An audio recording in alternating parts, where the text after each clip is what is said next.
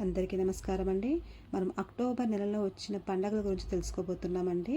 So ఈ నెల మనకి బుధవారం ఫస్ట్ నుంచి స్టార్ట్ అవుతుంది. ఇది ఆశ్వయుజ మాసం అండి. బుధవారం రోజు ఫస్ట్ నుంచి మొదలయ్యి 31వ తారీఖు వరకు ఎండ్ అవుతుంది. సో ఫస్ట్ బుధవారం రోజు ఆశ్వయుజ మాసం నుంచి అక్టోబర్ నెల మొదలవుతుంది. సో 31వ తారీఖు, ఈ నెల 31 రోజులు ఉన్నాయండి. సో 31వ తారీఖు శుక్రవారము, కార్తీక మాసము 31 వరకు ఈ నెల ఉందండి. అంటే ఈ నెల ఆశ్వయుజ మాసంతో మొదలుకొని కార్తీక మాసంతో ఎండ్ అవుతుంది. ఈ నెలలో చాలా పండగలు ఉన్నాయండి. అవేంటో ఇప్పుడు తెలుసుకుందాం.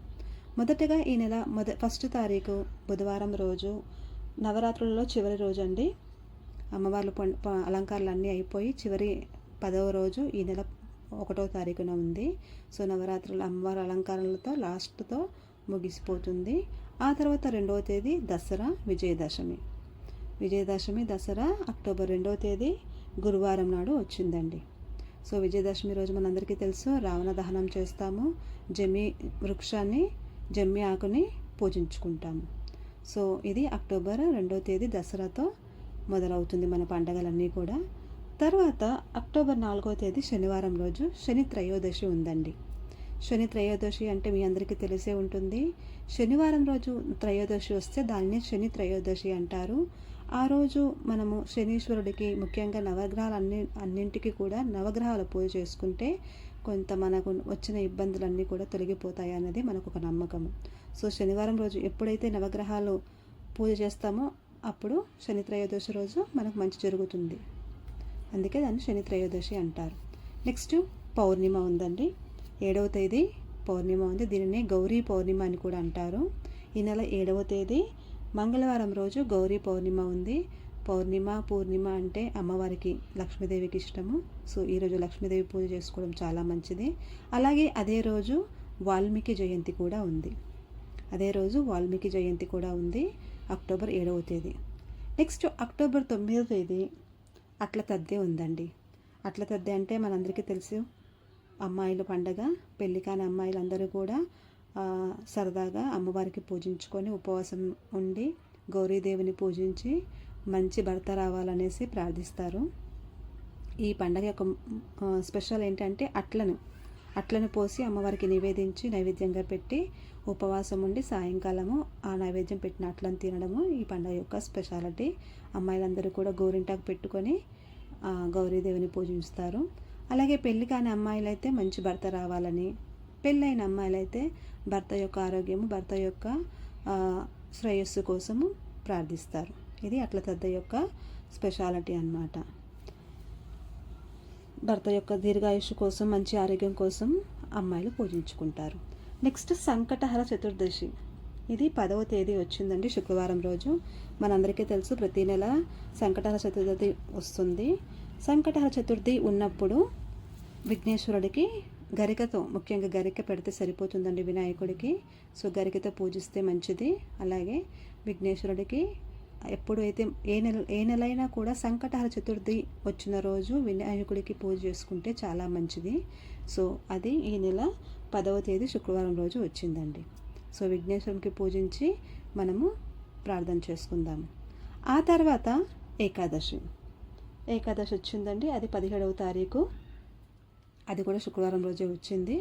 సో ఏకాదశి, దీనిని రమా ఏకాదశి అని కూడా అంటారు, ఈ నెల వచ్చిన ఏకాదశిని. సో ఏకాదశి అంటే మనందరికీ తెలిసిందే, విష్ణుమూర్తిని ప్రార్థించుకోవడము. సో విష్ణుమూర్తికి ఏకాదశి, ప్రతి నెల వచ్చే ఏకాదశి రోజు పూజించుకుంటే మంచిది. సో ఈ రమా ఏకాదశి రోజు కూడా విష్ణుమూర్తిని, లక్ష్మీదేవిని పూజించి ప్రార్థించుకుందాం. ఇది అక్టోబర్ 17వ తారీఖు శుక్రవారం రోజు వచ్చిందండి. సో మనకు తెలిసిందే, విష్ణుమూర్తిని పూజిస్తే లక్ష్మీదేవికి ఇష్టము, లక్ష్మీదేవిని పూజిస్తే విష్ణుమూర్తికి ఇష్టము. సో ఇద్దరిని కూడా మనము కాకపట్టాలి అంటే తప్పకుండా ఒకరిని పూజించుకున్న ఇంకొకరు తప్పకుండా మన మాట వింటారండి. సో ఆ తర్వాత మాస శివరాత్రి. మనందరికీ తెలుసు మాస శివరాత్రి ప్రతి నెల ఒకరోజు వస్తుంది శివరాత్రి అని. ప్రతి నెల మాస శివరాత్రి రోజు శివయ్యకు పూజించుకొని అభిషేకం చేసుకుంటే చాలా మంచిది. సో మాస శివరాత్రి అంటే ఈ నెల 19వ తేదీకి వచ్చిందండి. మాస శివరాత్రి ఈ నెల 19వ తేదీన ఉంది. ఆ తర్వాత 20కి మనందరికీ తెలిసిందే నరక చతుర్దశి. అమావాస్య ఇవన్నీ కూడా అక్టోబర్ 20 తేదీన ఉన్నాయి.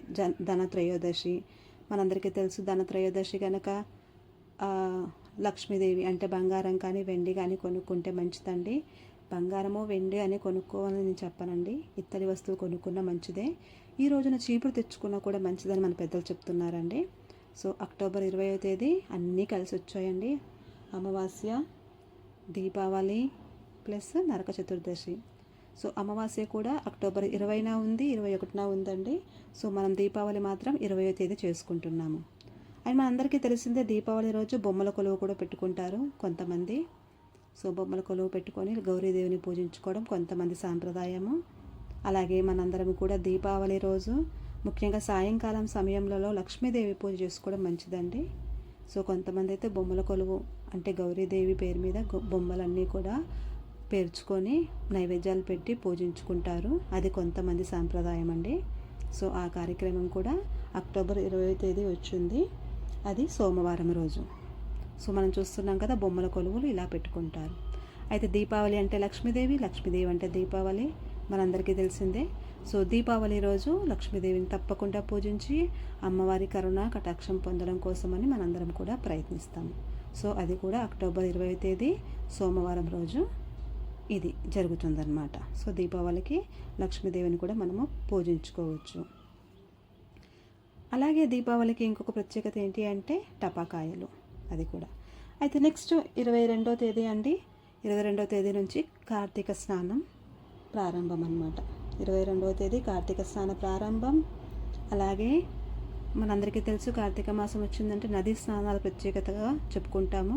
సో కార్తీక మాసం ఆ మాసం అంతా కూడా ఎక్కడో ఒక దగ్గరికి వెళ్ళి నది స్నానం చేస్తే పుణ్యస్నానాలు చేస్తే చాలా మంచిదని మన నమ్మకం. సో ఈ నెల 22వ తేదీ బుధవారం నుంచి మొదలవుతుందండి కార్తీకము.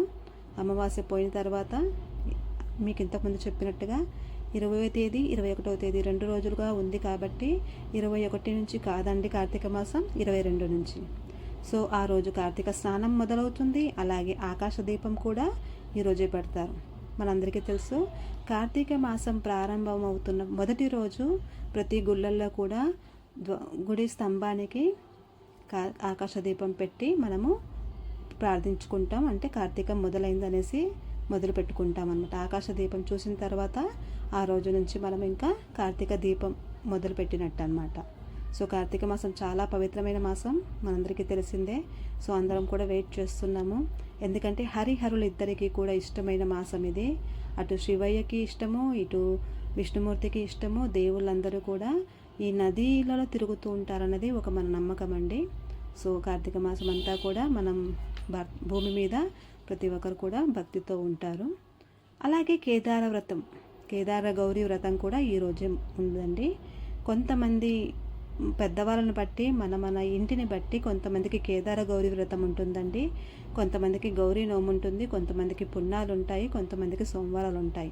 సో ఈరోజు చేసుకునే వాళ్ళు వాళ్ళ సాంప్రదాయాన్ని బట్టి కేదార గౌరీ వ్రతం ఉన్నవాళ్ళు అది కూడా కార్తీక మాసంలో ఈ నెల అక్టోబర్ 22వ తేదీ బుధవారంలో కేదార గౌరీ వ్రతం ఉందండి. సో ఈ నెల 22న కార్తీక మాసం స్టార్ట్ అవుతుంది.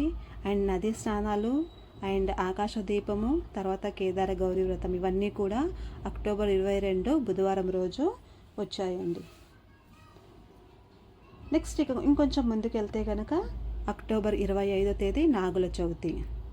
ఏదైతే దీపావళి పోయిన 5వ రోజు ఇక్కడ పాములకి మనం పాలు పోయడం అన్నది ఒక సాంప్రదాయం అండి. కొంతమంది నాగుల పంచమికి పోస్తారు, కొంతమంది నాగుల చవితికి పోస్తారు. సో ఎవరైతే నాగుల చవితికి పోస్తారో వాళ్ళకి ఈ నెల 25వ తేదీన నాగుల చవితి ఉందండి. అది వచ్చేసి శనివారం పడింది.